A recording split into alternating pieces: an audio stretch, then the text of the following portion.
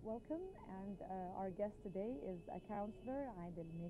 He's the honorary professor of law in Durham University in the UK. Welcome, Mr. Thank you for Adel. this invitation. We have a conference under the title of the Transitional Justice Mechanisms in the Arab Spring States, which is organized by the Arab Center for Law Awareness and sponsored by the Arab League.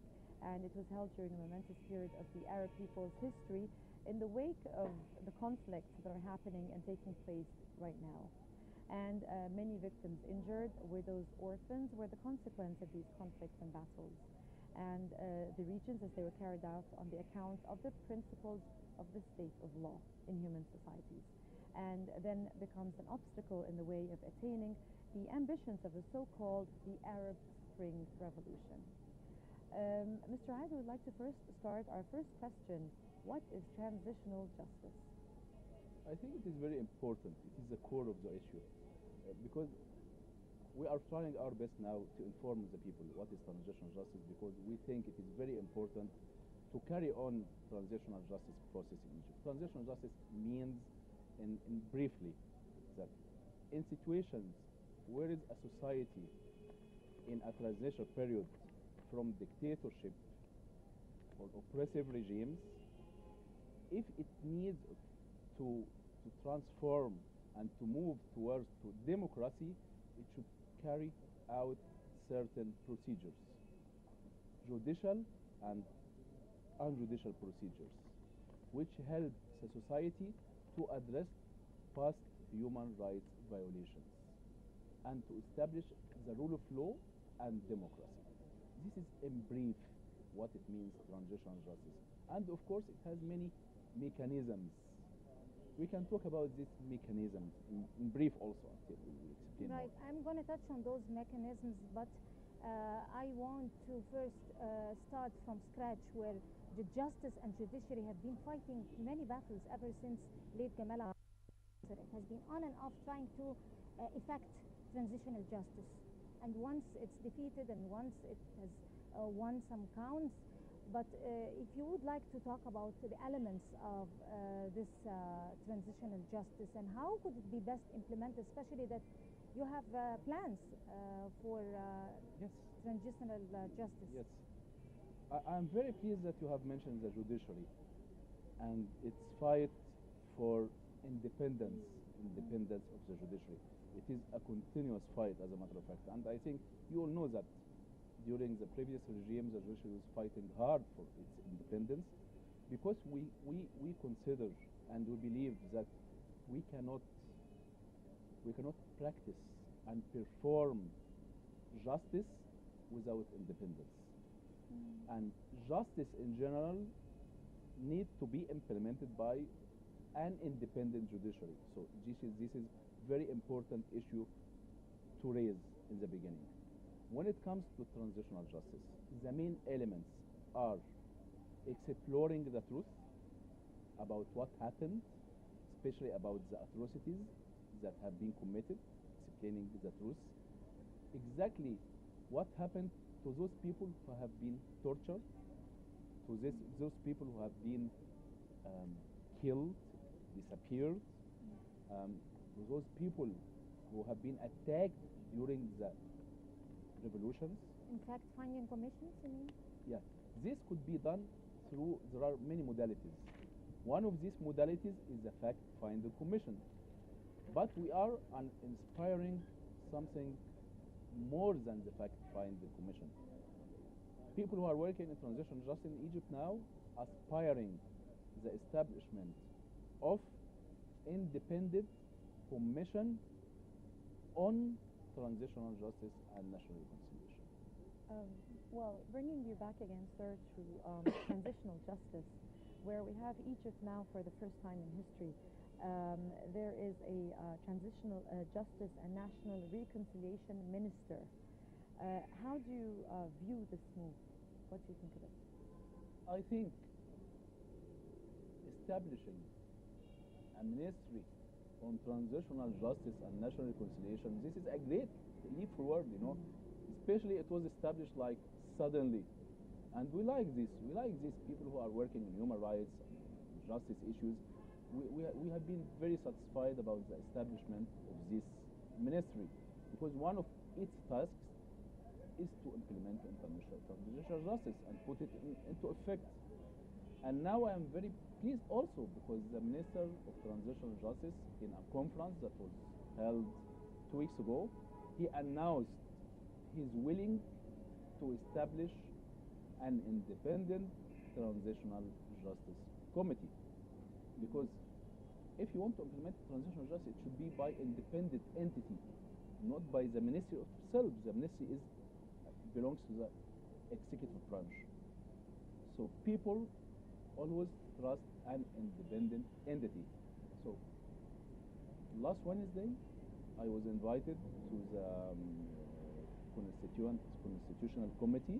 We had a hearing on transitional justice. We were a group expert on transitional justice, and we have been calling for the establishment of this High Commission on Transitional Justice.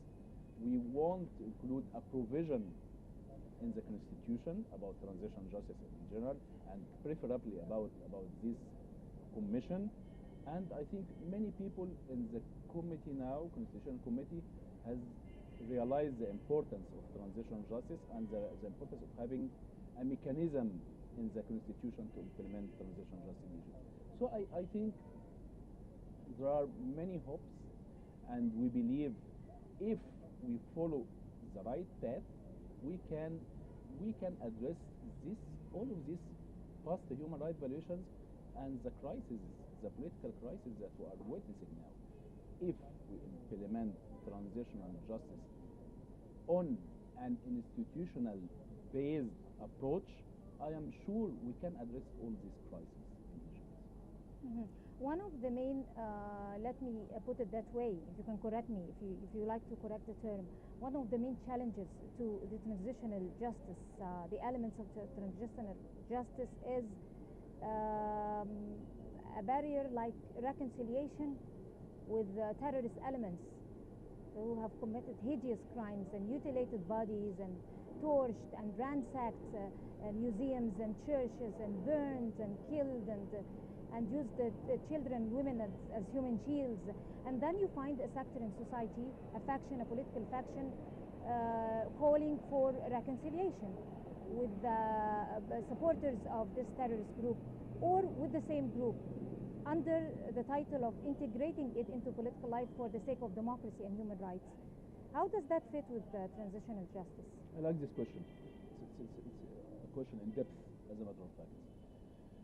As a matter of fact, these fictions, they are not calling yet for reconciliation. They are continuing their path of violence. This is what we can see. But when it comes to transitional justice, we had a problem or an error that has been committed. Do you remember, like 2 months and a half ago, there will be an announcement about establishing a conference on transitional justice by Dr. Ahmed Gamal Abou Majd? No. Now he's calling for reconciliation. By the way, you can elaborate later on Dr. Ahmed Gamal Abou Majd's approach. We can speak about this. We should speak about this. We shouldn't forget it. But 2 months and a half, a conference, a meeting on national reconciliation was called upon and was organized. And at this time, we people who are talking about transitional justice, research on transitional justice, national reconciliation, we knew it cannot work because national reconciliation is the last element of transitional justice. So you start with exploring the truth, you start with accountability, prosecution and trial. This is one question I was coming to. Reparation. Are we actually having this done now? Then is the transparency at the end, you can reach national reconciliation. Please. Yes, it's along the same lines that we're saying now after the aftermath of the social uprisings we've been having in Egypt and the new and interim governments. And what are the mechanisms of revealing truths about the atrocities and punishing the perpetrators and the people who've been doing really wrong to the country? And we need to begin rebuilding the country. How far has this been achieved so far in Egypt? I think this question coincide with Yes, we're Ms. along Dina the same question. lines. You are in the same line. I Yes, believe. exactly. So let's address both questions. Sure. Firstly, you can't do reconciliation with criminals, especially those who are killing people or who are relying on terrorism. You can do it.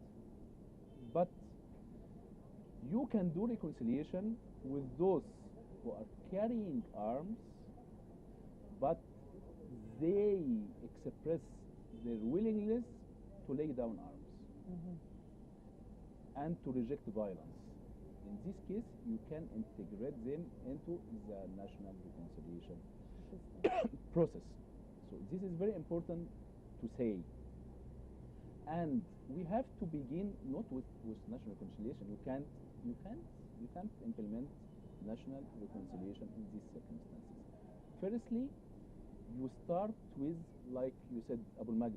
Abu Magd, he said a good statement. He said, we have to calm down the parties. So this is the first issue. You have to calm down the parties. And I hope that what happened yesterday was linked to his statement. Yesterday, the coalition for legitimacy has called for ceasing the protests. If this will continue, this is a good initiative. So this is what Abu Magd meant. Let's calm down. Let's cease the violence. Let's try to find common issues